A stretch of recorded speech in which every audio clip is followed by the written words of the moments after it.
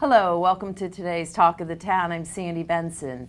Well, at first glance, they don't sound like they'd go together, but this groundbreaking new book from author Bill Sims, Green Beans and Ice Cream, will become your favorite recipe to changing forever the way you deal with your family, customers, co-workers, students, and yes, even your spouse. Bill, welcome to the show. Thank you, Sandy. What a Nice cute to be name here. of that book. I love it. Appreciate How that. did you choose that title for the book? Well, you know, it really comes from a true story. When I was a kid, me and my mom had a little labor management disagreement going on. She was my my supervisor, and if I'd known about labor unions, I would have organized on her. I wasn't eating my green beans. So Mom got smart one day, and she said, "Son, if you eat your green beans, you can have some ice cream."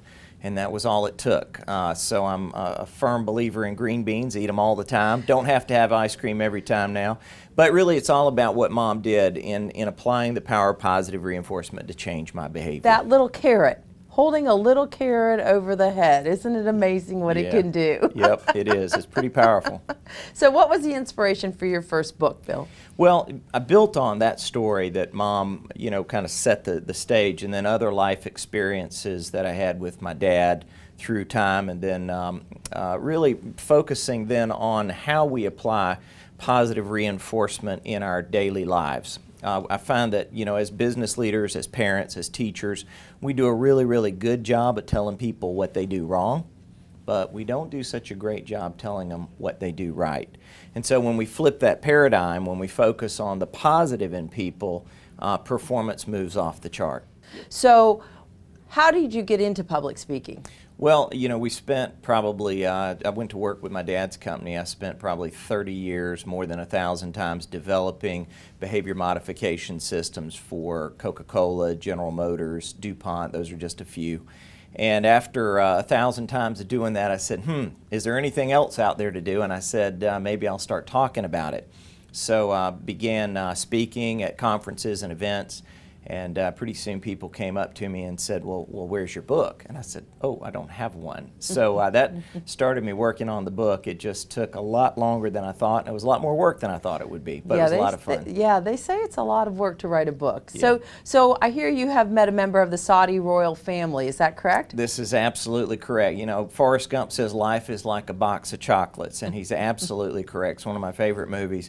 So I got this phone call, and they said, Bill, we want you to come to Saudi Arabia to speak to the American Society of Safety Engineers. Now, That's an exciting call, isn't it? Yeah, I didn't think we had an American Society of anything over there, but I met a lot of great people. And so after I finished speaking, you know, there were about 1,000 people in the white traditional dish-dash Arab robe. One gentleman came up with a blue robe on, and I knew he had to be different or important because he had a blue robe. He was the only guy with one. So we shook hands. I don't know what he said because it was all Arabic, you know, so I shook hands and said shukran, which I believe means thank you. I hope it does.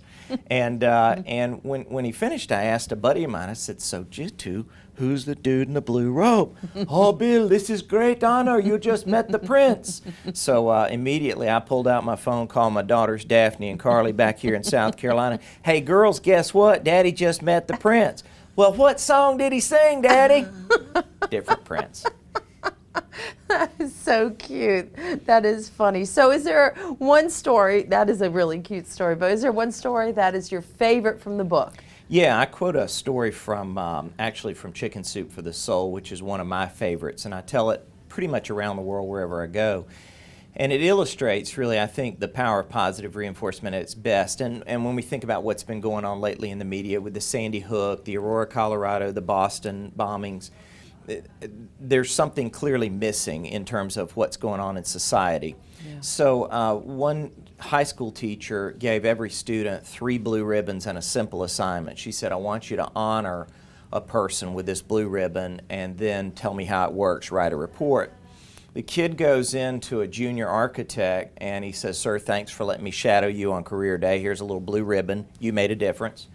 And the architect's impressed. This is not often a teenager says thank you, you know, don't get me started on that.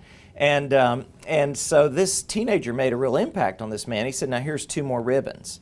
So he says, would you pass this on and tell me who you honor? And so the junior architect thinks about his boss. Now his boss is a my way or the highway, command and control kind of guy. And he says, sir, you're a hard man to work for. And the boss says, ha ha, that's me, iron fist. But he says, let me tell you, you've really raised the bar for me. You're a creative genius, and I've learned so much from you here. This is for you.